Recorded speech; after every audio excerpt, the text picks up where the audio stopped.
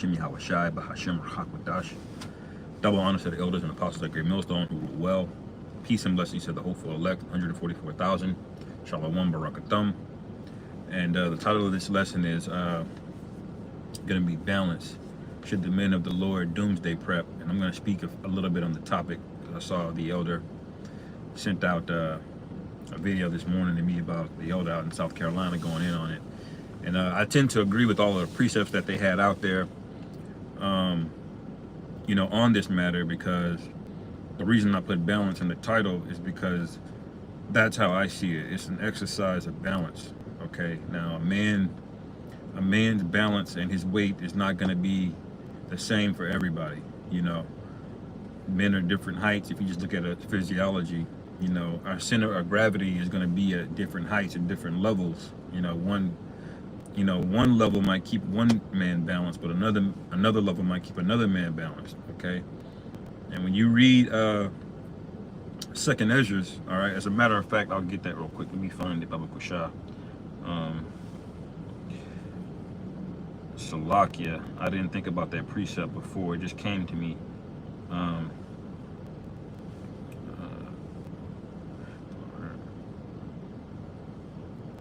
me see here.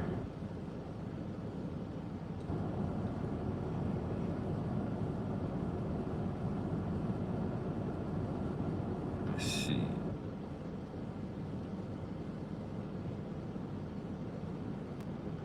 Second Ezra chapter 7. All right. Starting at verse 6, it says, "There is also another thing. A city is builded and set upon a broad field, and is full of all good things." All right. This is really talking about the kingdom, because that's really what this is about to be, this whole prepping thing. When this whole thing goes down, the kingdom is going to be at hand on this thing, and whoever makes it out, all right, that's who the Lord is dealing with, basically. Then it's going to be known. Okay. Verse 7, it says, "The entrance thereof is narrow." Okay, so there's a narrow entrance. So the more plans, plan A, plan B, plan C, the more plans you have, the less likelihood the Lord is dealing with you on that, man. Because there's only one way through. There's a narrow path. There's only one way out of this thing.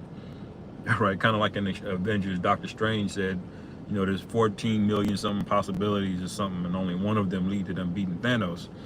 That's how this is, man. All right. And it says, "The entrance thereof is narrow and is set in a dangerous place to fall, like as if there were a fire on the right hand, and on the left a deep water." All right. So that's how this truth is likened into, man. There's different types of dangers on each side, man. And you don't want to be unbalanced going into this thing, man. Now, this is not to shame, any men that have invested, significant amounts of income into, guns and stocking up on food or anything of that nature. But I do personally believe that it's an inverse correlation, meaning the more money and time you put into that, the less that your faith is on the level now. You see? So we all need a little bit of it, you know what I'm saying? But every brother's faith is not going to be on the same level, and the Lord doesn't have the same prerequisite of faith for every man either. One man faith may need to be up here for him to get delivered, and the other man's faith may need to be down here. You had the disciples like Thomas, I believe. He required a lot more evidence, man. He wanted to see more things. They didn't make him not a man of the Lord. Some men need to have things more proved out for them. And I err a little bit on that side, a little bit. I like to see things, but I'm not under any illusion that it's not going to take a great deal of faith. There's going to be a bare minimum prerequisite of faith that you're going to need. All right. Let me read this again. It says, verse 7, "The entrance thereof is narrow and is set in a dangerous place to fall, like as if there were fire on the right hand, and on the left a deep water, and one only path between them both, even between the fire and the water, so small that there could but one man go there at once." All right. So that's how narrow this thing is going to be. There's going to be one path to get out of the maze, so to speak. Now, if you have put so much faith into to guns and into different food and all of that, well, what happens when those guns get taken away from you? You see, it's about what's in you when you don't have those things. Now, if you didn't have enough faith built up, when those things get taken from you, you're gonna bitch up, man. You know, because you were unbalanced. You didn't have enough. You didn't work on your faith enough that way you can trust the Lord to deliver you out of it. You see, so you can have these things. You can have guns. You can have extra stuff, you know, stocked up. You can have a plan or whatever, but it cannot be in place of your faith. It cannot be a supplement for a lack of faith. You see what I'm saying? If you think that there's any amount of things that you can amass right now that's gonna have you overcome the armies of Esau and all of the technology that he's got, you got another thing coming, man. All right, so that's what the whole thing boils down to, you know. And ultimately, you know, if you feel better about it, you know, getting you some protection and stocking up on food, then do it, you know. Like the elder said, it's not a sin, all right, but you want to be caution and be careful yourself. Is my flesh overreacting, you know? Because your flesh will hype you up. Your flesh has anxiety, all right, because your flesh doesn't know. We don't know, right? So your flesh is going to take comfort in the more guns and ammo and grains and stuff that you have stored up, all right? It's going to take more comfort in the fact that you got a backup place to live, all right? None of those things are wicked to have, but just know the more more stock you're putting into that, the more advantage your flesh is going to have over you, man. All right? So it's a balance. You want to take as least with you as possible that gives you a peace of mind now, so you can continue to do the work, pray to the Lord, and do what you got to do, man. You know? Because let me just keep going here. Let me go to the main precept that I had, Matthew chapter 4. Okay, starting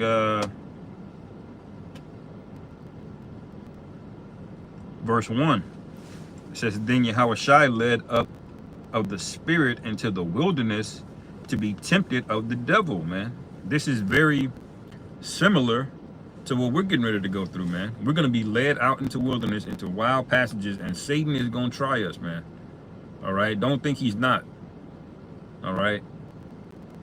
You know, in the end of the fourth quarter, the defense and all, they start hustling, man, to try to win the game. And see, Satan would love to have you do the work, you know, all of these years and then knock you out at the end, you know. Now we know the elect are not going to be plucked out of his hand, but this is how the mechanism is working, man. All right. So Yahushua was led up of the spirit into the wilderness to be tempted of the devil. So the spirit led him to the wilderness, all right? And it says, and when he had fasted 40 days and 40 nights, he was afterward and hungered, okay? So he was really, really hungry after that fast, all right?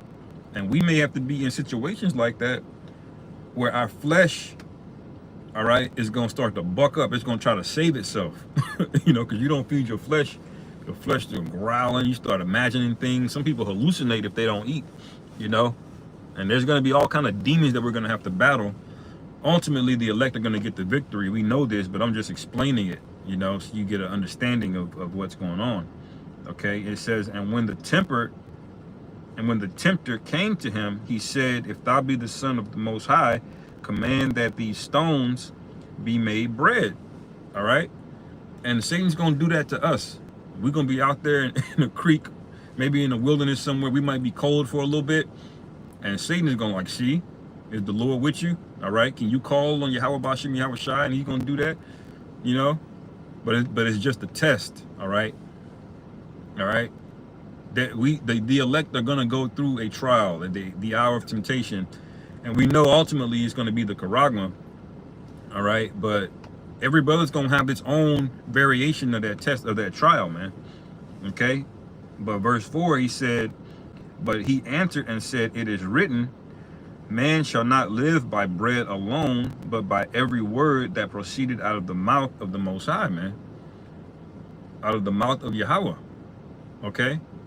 So he's acknowledging that we need bread, okay? Which represents basically the in this context, stocking up on things. It may be, protection, it may be a backpack full of, things, toiletries, whatever, some extra food, all right? There's an acknowledgement that those things might be good, but those things alone are not going to save us, okay? If you do not have the faith, it does not matter how much you stocked up or how much prepping you've done. The Lord is going to get you out of there, man, if you're not of the elect, okay? It says, man shall not live by bread alone, but by every word that proceeded out of the mouth of the Most High, all right? Now I'm going to go to the main precept that the Lord is quoting there, which is Deuteronomy 8, okay?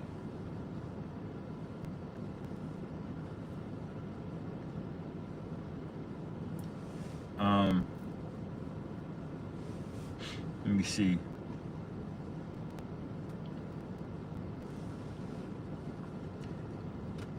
Deuteronomy 8, I start at verse 1. All the commandments which I command thee this day shall ye observe to do, that ye may live and multiply and go in and possess the land which the Lord Yahweh sware unto your fathers. All right. And there's guys that are openly just ignoring the laws on things, man. When the Lord gave it to us so that we may live. Why would you do something like eat pork? And the Lord told us not to do it so we would live. But you decided, yeah, I like the taste of it too much, because that's really the only reason, that's really the only reason you niggas are doing that. But anyway, and thou shalt remember all the way which the Lord Yahweh thy power led thee these 40 years in the wilderness, to humble thee and to prove thee, man. So when we go through this is the Lord not just going to let us on the chariots, man. There's an hour of temptation. Okay, we're going to be humbled and we're going to be proven, man. But the Lord also said he's going to take care of us, man. Once our faith has been shown that we are with Yahweh Bashim Yahweh Shai, the Lord is going to take care of us, man. But you're not going to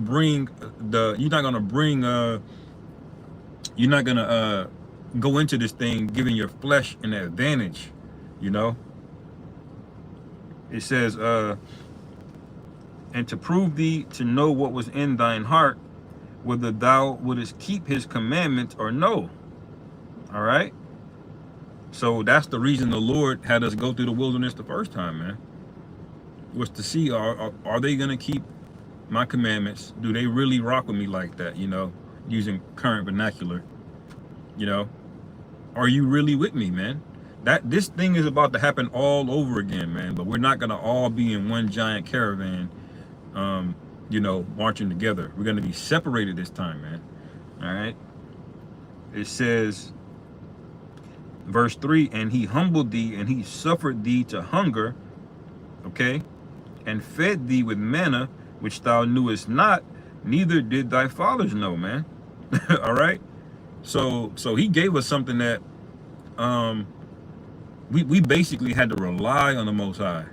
You see, our fathers didn't know anything about manna from heaven or anything like that.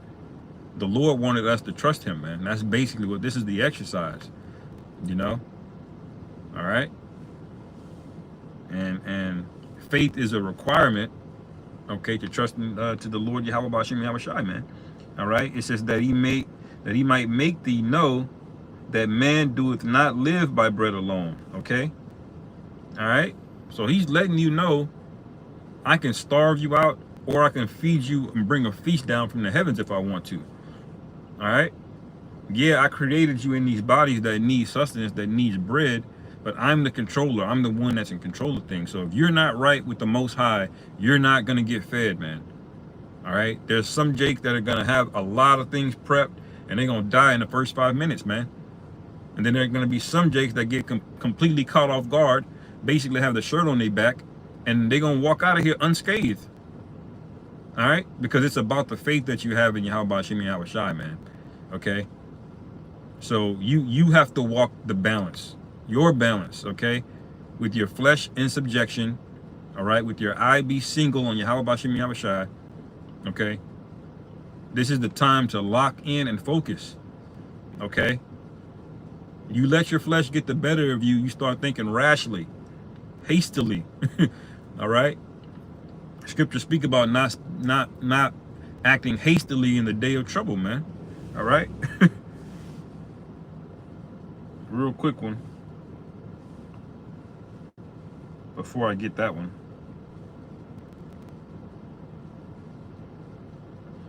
Proverbs 11:4, 11:3, the integrity of the upright shall guide them, but the perverseness of transgressors, all right, shall destroy them, man. So if you are a wicked nigga, it does not matter what you have, man. You could have a whole armory, you can have a bunker underground, 3,000 square feet, a food supply that lasts you 10 years, man.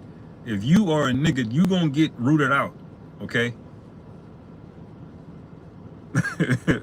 You see, it says, verse 4, riches profit not in the day of wrath, but the righteous delivereth from death, man.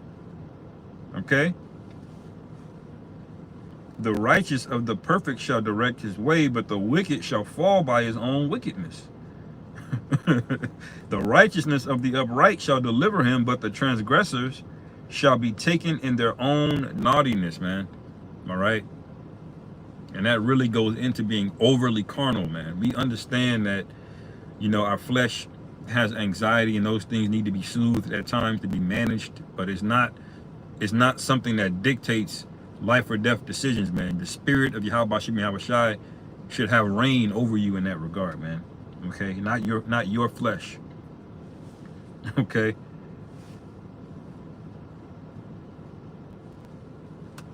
Let me see here.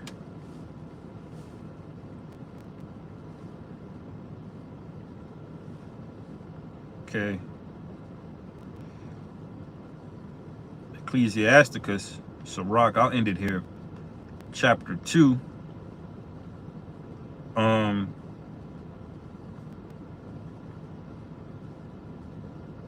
Damn, this whole chapter's good, but start chapter 2, verse 1. My son, if thou come to serve the Lord, prepare thy soul for a temptation, man. And we saw that in the example I just read in Matthew 4 with Yahushua, man. Okay. He set his mind to fast, to get his spirit, even more elevated, to be right with the Most High. All right. And then Satan tempted him, man, out there. All right.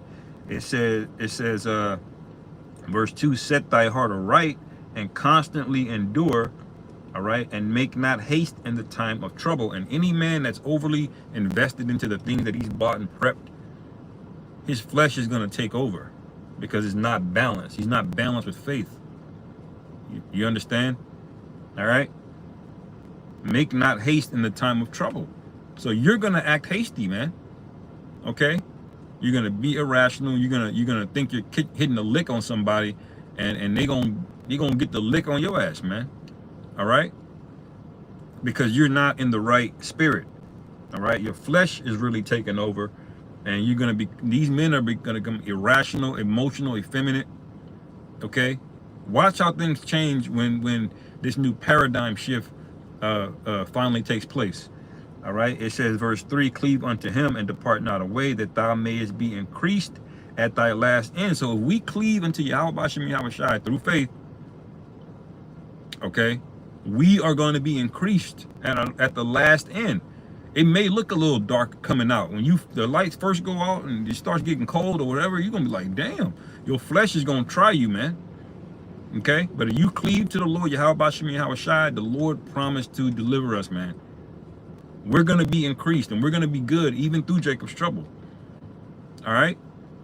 But you're not going to walk into the arms of grace of the Most High with your flesh ramped up to 10, man, because you've been prepping and buying shit, no faith. There's a ratio, okay? And it says, verse 5, for gold is tried in the fire, and acceptable men in the furnace of adversity, man. All right? The Lord is raising up men, okay? It says, believe in him and he will help thee. order thy way aright and trust in him. And ordering thy way aright is not getting as many weapons as you can and getting as many grains as you can. All right. You know, do those things to appease your flesh. Your flesh isn't bothering you. You're not anxious. And you start seeing things, you know, to a minimal degree.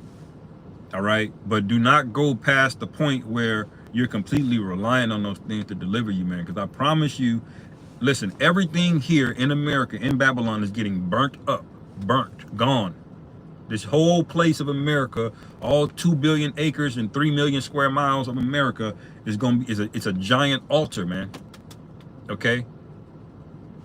That's what this place is. You're not walking out of here with any of this defiled bullshit, man. Okay? So, maybe you got something to last you a month, 2 months. Okay, then what? The missiles are still coming. All right? It says, believe in him and he will help thee. Order thy way aright and trust in him. Ye that fear the Lord, wait for his mercy and go not aside lest ye fall, man. All right? So don't try to come up with plan B, C, D, E, F, G, every letter of the alphabet, man. All right? Because the Lord, like we went over it earlier, there's one path out of this thing, man, you know? And if you take the wrong path, there's water on this side and fire on that side. Okay, if you go down the wrong path and you're not doing it carefully, straightly, man, all right, then you're gonna be out of there, you know. So I ended there, man. Lord willing, this was edifying. Call halal Yahweh Ba'Hashem Yahweh Shai Ba'Hashem Rachakwadash. Shalom.